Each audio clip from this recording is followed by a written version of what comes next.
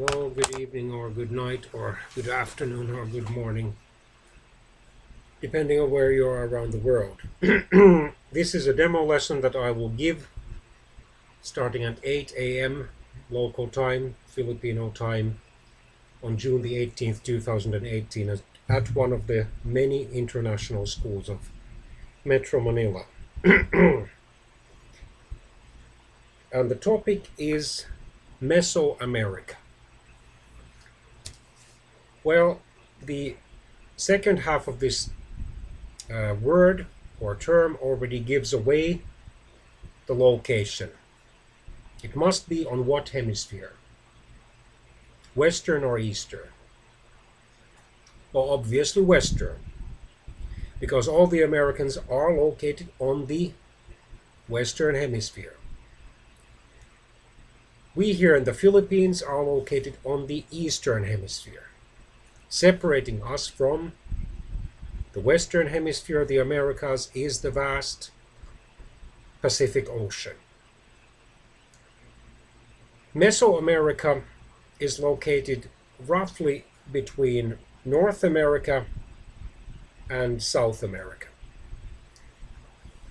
So it is almost the same as Central America. However, there are some differences, although we don't want to get too much into detail.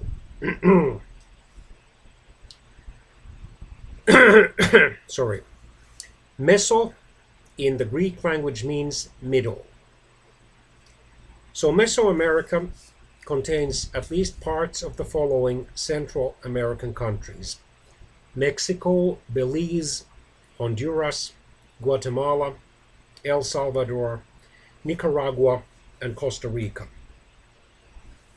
The southernmost Central American country, Panama, that includes the famous Panama Canal, through which the passenger and cargo ships can still pass from the Atlantic Ocean in the north to the Pacific Ocean in the south.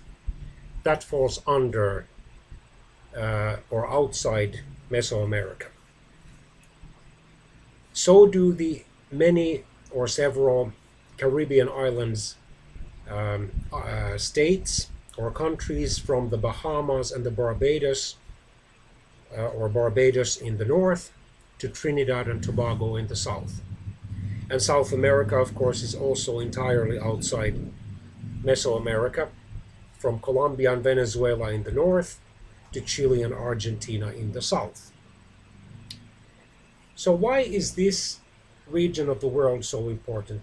Well, because it is one of the regions that were colonized by the Spaniards, or mostly by the Spaniards, starting in the 16th century and ending only in the early 19th century. It was one of the first Western Hemisphere regions that became known to the Europeans. And of course, its people, animals and plants and fruits, including fruits and vegetables, and many of its cultural and religious practices and artistic features were regarded as exotic, if not weird, or backward, or even pagan or heathen. However, a significant number of Europeans, including some of the Spanish conquistador or conqueror Hernan or Hernando Cortes's men, were impressed by what they saw in what is now central Mexico, the heart of the Aztec Empire, in Tenochtitlan, which is now known as Mexico City. And what was the big picture? The big picture was that the Spaniards, Portuguese, French, English, eventually Dutch, and various other Europeans were trying to find an alternate seaway to India and China, and then the East Indies, the southern and southeastern Asian archipelago, because the Muslim Ottoman Turks and other Muslim nations had demanded a high road toll for them to pass through the Silk Road from Europe all the way to China. And since they were unwilling to pay this road toll, they decided to look for alternate seaways, despite the fact that their ships were only some 20 to 40 meters, or from over 60 to over 120 feet long. They were more like boats compared to the 300-meter plus ships of today. And they were a lot easier to capsize, fall to one side, and sink. And even if they did not sink, they were incredibly slow. Already, the relatively short distance compared to the distance from here, the Philippines, to, for example, the United States, Canada, or even Mexico. The relatively short distance from Britain to Canada or the United States, even in favorable weather, could take 3 to 4 weeks to complete, let alone the vast distances between, for example, Southeastern Asia to Central America. But they were looking for gold and other precious metals, or metals rather. They were looking for ways to make a name for themselves that would last on the pages of history for centuries or even millennia. They were looking to spread Christianity, whether Catholicism or Protestantism. So they went there to use an old phrase, a worn-out phrase for God, gold, and glory. So these demo lessons' objectives include to define Mesoamerica. I've already defined it. To define the major Mesoamerican civilizations. Then to give reasons for the Mesoamerican civilization's importance for the world history. To help the students grasp or understand well the dramatic changes which happened in Mesoamerica as a result of its Spanish occupation. Then to outline the important legacies or heritages of the Mesoamerican civilization or civilizations. And the expected learning outcomes include the following. The students will be able to define Mesoamerican. They will be able to or learn to identify and describe its major civilizations. They will be able to outline some major reasons why the Mesoamerican civilizations have been important for the world history. They will realize the main changes which happened to the Mesoamerican civilizations as a result of the Spaniards' invasion and occupation. And they will learn certain lasting contributions of the Mesoamerican civilizations to the world's other civilizations. So on June the 14th, just 4 days ago, or as I will be giving this lesson, now 3 days ago, as I am practicing it, so last Thursday began a major international sports event where there are two Mesoamerican countries, Mexico and Costa Rica. What is that sports event? And where is it being played? It's a team sports event. Very good. The answer is the Men's World Football or Soccer Cup, which is being held in Russia.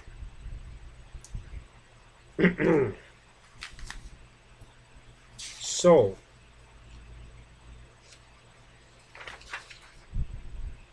Mesoamerica contained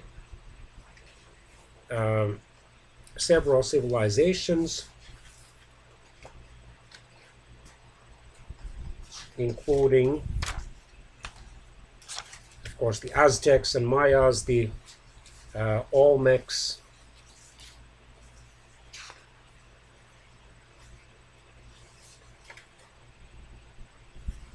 Yes.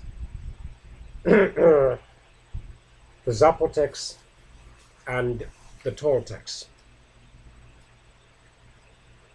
And in order to save time during this brief demo lesson, we will focus on the first two civilizations, the Aztecs and the Mayas. Mesoamerica was not just another region of the world. It was an important and remains historically an important region of the world. It was one of only 3 regions of the world where people began to write on their own without literate people coming there to teach or to advise them, or to be people to be copied and imitated from other parts of the world. The other areas were Sumer and China. Sumer was located in Mesopotamia, roughly in or around the modern Iraq. Also partly, of course, in Jordan, Syria, Turkey, and Iran, and Kuwait, and even Saudi Arabia. The other one was China. And then Mesoamerica was one of the 6 areas in the world where ancient civilization began without other civilized people moving there. One of those areas I've already described, are actually 2. Mesopotamia, the other one in China, more specifically in and around the the Huanghe or Yellow River.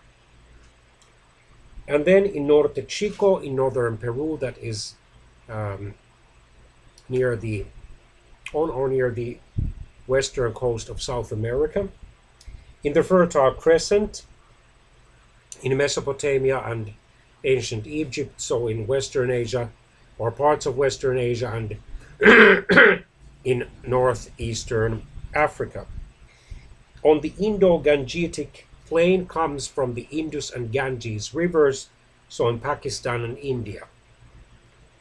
And in ancient Anatolia, which is in the interior of Turkey, another Western Asian country. And then the ancient Mesopotamians also domesticated several plants that were growing wild, but then they were able to, through trial and error or intelligence or a combination of both, learn how to grow these as plants on their farms. The cacao or cocoa beans, which are the major ingredients of chocolate and of hot chocolate. Then corn or maize, beans, tomato, avocado, and chili. They also domesticated 2 animals, turkey, that of course was used for food already back then, and the dog that was used to guard their houses and farms, and to raise the alarm by barking, as nowadays. And then they were able to develop rather complicated political, economic, social, and religious systems.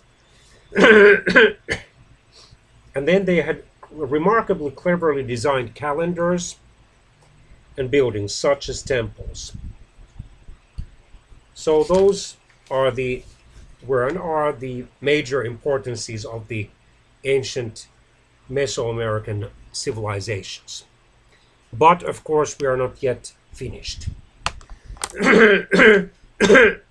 Excuse me.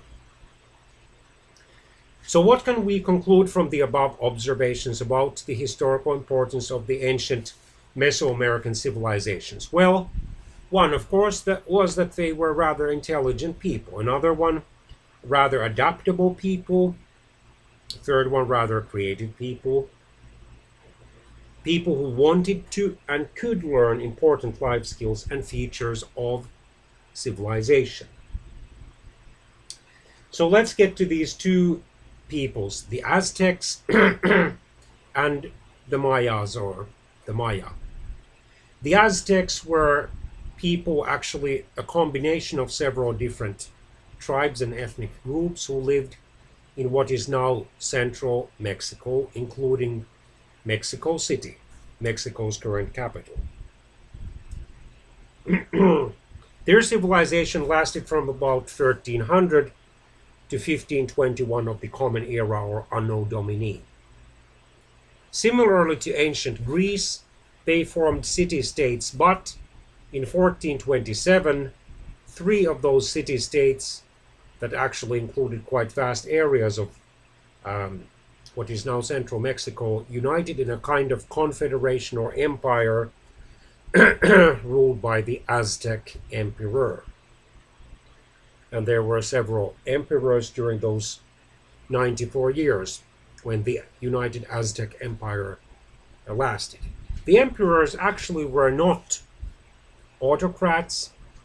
Their rule was rather indirect. It required a number of officials, assistants, and messengers, and of course, the tribute, or kind of special tax that had to be paid by those areas that were ruled officially by them, so that the areas would retain some form of self-government and would not be forcibly subdued or invaded. They also produced many fine printings, pots, bowls, and other vessels. In other words, they were gifted in ceramics. They had a 365-day annual calendar, as did the Mayas, although they also used for religious purposes, as did the Mayas, a 260-day calendar. They also had a writing system which combined sounds with images representing various words and ideas. And there were at least hundreds of thousands of Aztecs living in Mexico when Hernan or Hernando Cortés arrived with his hundreds of soldiers in 1519 from Spain. Actually, the Aztec emperor Moctezuma II was horrified when he heard stories and actually saw a painting of these bearded men coming from a land in the east, because, according to the Aztec religion, Quetzalcoatl, or so-called feathered serpent, this god of wind, sky, and stars, was prophesied to return in the form of white bearded men from the east. And the Aztecs, in their cosmology and religion, believed that the world would go through several cycles of destruction and rebirth. And in order to prolong their peaceful existence, they sacrificed thousands of people. They cut with knives, ceremonial knives, those people's hearts, and then raised those still beating and, of course, obviously bleeding hearts upwards to one or more of their gods to nourish him or them.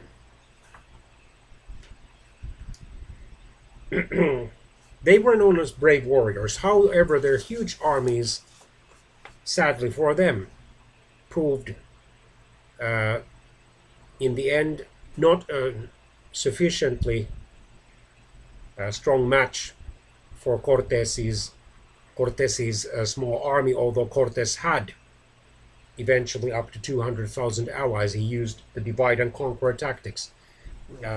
He behaved in a more friendly way to other Aztec peoples and other peoples of central Mexico, and then in a harsher way towards others. He gave benefits to some ethnic groups or tribes and denied them to others, so as to break the unity of the Aztec Empire, make it a lot easier for him and his men to conquer it. So, to put a long story short, Moctezuma entertained these men rather lavishly, and eventually they imprisoned him and he surrendered. And then he, according to one story, went to the balcony of his castle or the temple And he basically said that the gods had decided to take their fortunes away from the Aztecs, and they had better submit to the rule of Spaniards. Many Aztecs who were hearing him, listening to him, became angry and started to throw rocks at him. And according to this story, one or more rocks hit him on the head. He fell to the ground senseless and then died a short time afterwards. Then there was another Aztec emperor who died of some disease, perhaps smallpox, which was one of the various diseases that the Spaniards and then other Europeans like Portuguese and French and English explorers brought from Europe. They took only a few baths per year, while these Latin American natives, for example, took usually one bath per week. So the Europeans were a lot dirtier than the Spaniards, than the natives, in this case native Central Americans, and they had also often lived under the same roof with domestic animals and had developed a degree of immunity to various animal diseases as well.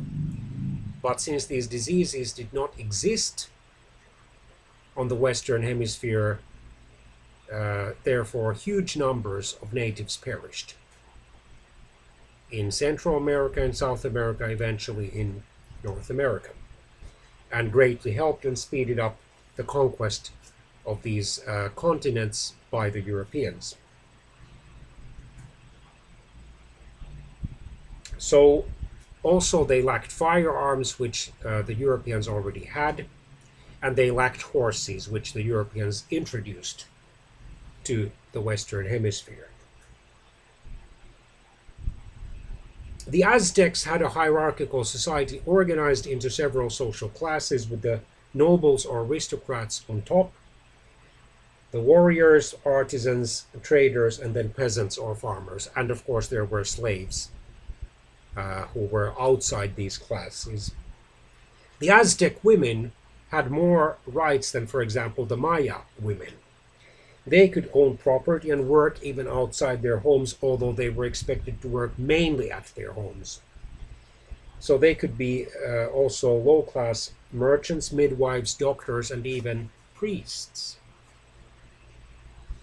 Starting in the 20th century, various religious groups, mostly Protestant churches, have allowed women to serve as priests as well. Although agriculture was, as it was in the ancient civilizations of the world, the most common form of livelihood in the Aztec Empire, many Aztecs were, for example, merchants and artisans, and they had diversified skills, which showed that their civilization was remarkably advanced by the standards of that time. There were large markets in Tenochtitlan alone. There was, according to Cortes, one market where 60,000 people daily bought and sold products. In several Aztec cities and towns to sell the surplus food. The Aztec religion included many gods and goddesses, so it was a polytheistic one. Then many pyramid-like temples were built in the Aztec Empire, as were built in the Maya civilization or empire.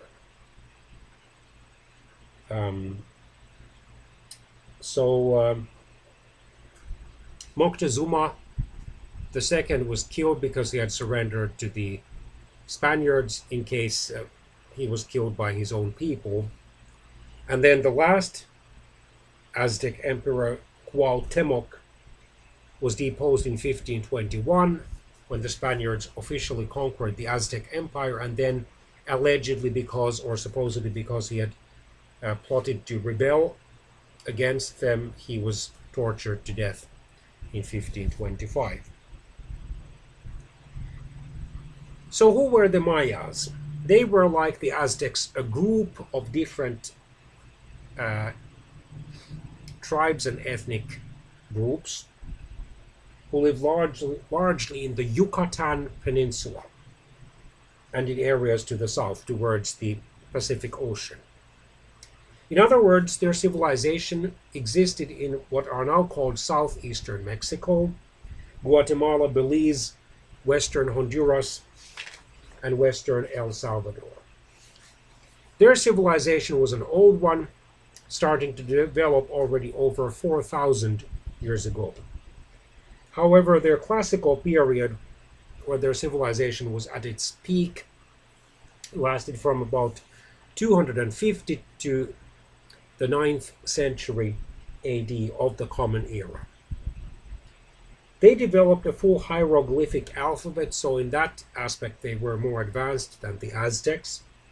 A complicated calendar that included different forms of counting time, and they even predicted that the end of the world, or an end of the world, would occur according to our calendar in December 2012, because that was when their calendar would stop,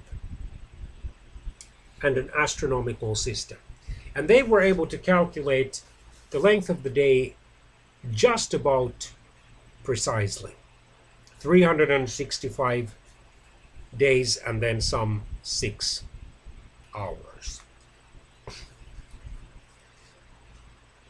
There were, unfortunately, periodically, or at least in 2 periods, in the 9th century, starting possibly already in the 8th century, and again from the mid or late 15th century to the early 16th century, civil wars between these city-states. So the Maya Empire, if it could be called that, was not so united. It seems that in the Mayan civilization the women had less autonomy or self-government and fewer rights than did the Aztec women. And indeed, young women and girls, and then also boys, were often sacrificed to various gods, and many of their skeletons have been found in the more recent times. Early on, the Mayan kings were considered gods and special mediators between the other gods and ordinary humans. However, gradually the power of aristocrats grew, and therefore the Mayan kings lost gradually their theocratic authority, or much of it. The Spaniards arrived to the Mayan civilization's area in 1511, and theoretically, at least, they didn't have such a hard time subduing the Mayas. At least they didn't require as bloody battles as to subdue the Aztec Empire. But while it only took them a few years to officially subdue the Aztecs, it took them over 180 years to fully subdue the Mayas. Geography could offer one explanation. While the Aztec Empire included these basically flat plains, although over 2 kilometers above the sea level, and yes, of course, mountains, they didn't include many forests or jungles, while the Mayan Empire included more lowlands, and then, of course, hills, mountains, but many jungles. And the Mayas could flee to those jungles. And since by the time the Spaniards arrived in 1511 to their area, the Mayan civilization was already crumbling and scattering, it took them a long time, by the primitive transportation devices of that time, limited mostly to horses and carts, to track them down and defeat them or conquer them one by one. So what happened to these Mesoamerican peoples or nations, the Aztecs, the Mayas, and others, during the Spanish colonial rule that lasted until the early 19th century? So to put a long story short, first there were severe epidemics that wiped out a great majority of those huge populations, and the survivors were relatively few in number and therefore easy to control. It took them some time to learn how to use firearms and horses more effectively, and therefore to put up more resistance against the European, mostly Spanish conquerors. They were forcibly converted to Christianity, more specifically to Roman Catholicism, although privately and secretly they continued to practice their religions, especially in the more isolated areas. And besides, in Mesoamerica, as in various other regions of the world, the form of Christianity or forms of Christianity that were more or less forcibly, unfortunately, brought there, mixed with those indigenous religious beliefs and superstitious ones to create syncretistic religions. And then the European, in this case specifically Spanish style of land ownership was brought there, which meant the virtual enslavement or at least heavy taxation of these native peasants. And also the idea of individual land ownership was quite foreign to them, as it was to even many North American natives as late as in the early 19th century. And this created frictions. They were enslaved in many cases, or at least made partly unfree and heavily taxed and brutally oppressed peasants. And of course, black or African slaves were brought in from Western and Central Africa via the Caribbean Sea and islands. Then a strict social hierarchy developed with the Spaniards, the Spanish aristocrats and colonial rulers, often the same groups, and priests, especially the high-ranking ones like cardinals and bishops, and their allies, and then the non-assimilated or perhaps non-assimilable native peoples at the bottom, along, of course, with the African slaves. And many, as in other regions and continents of the world, many native artworks were either neglected or destroyed because they were considered pagan or weird or backward. And then, of course, the other option was that they were Europeanized and brought to Europe as supposedly native artifacts, even though they were Europeanized. Although most Mesoamerican countries became independent already before 1850, sadly, independencia did not mean igualdad. So independence did not mean equality, far from it.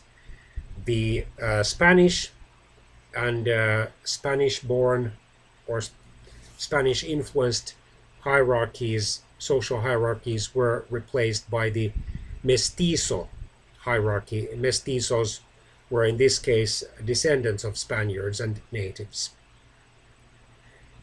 And it took a long time, well over 100 years, before these gaps began to significantly diminish. And even now in Mesoamerica, like in other parts of Latin America, the gap between the rich and the poor remains large despite all the socio-economic and political and educational developments, although gradually it is decreasing.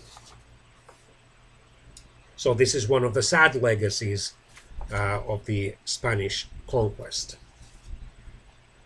And then the native peoples continued to be considered inferior until the 20th century, when finally more Mesoamericans, even more mestizos, or those of more or less purely European origin, started to appreciate the native cultures. And then a number of holidays or festivals were created in honor of various native peoples and their customs, and possibly their religions as well. Now in the early 21st century, various festivals celebrating the ancient Mesoamerican cultures are held. The natives are treated better than before, and those ancient cultures are studied more frequently and carefully and respected more as a result. So now some in-class exercises. 1. Why do some ethnic groups develop cultures and civilizations more quickly than others? 2. Why is it difficult for us often to accept the cultures and civilizations which are much different from ours? 3. What positive and negative roles can religions play in the interaction between different ethnic and cultural groups? And 4. If you are immigrants or children of immigrants, please share some culture shock experiences that you have had here in the Philippines or elsewhere. And then finally, assignments for homework. 1. Compare the Mesoamerican cultures with the native North American and native South American cultures. 2. In what ways did the Mesoamerican civilizations resemble the ancient Asian civilizations? 3. How did the Mesoamerican civilizations differ from the ancient Asian civilizations? And then 4. What important legacies have the Mesoamerican cultures left for us? Thank you so much for your attention. Take care, God bless, and see you hopefully again soon.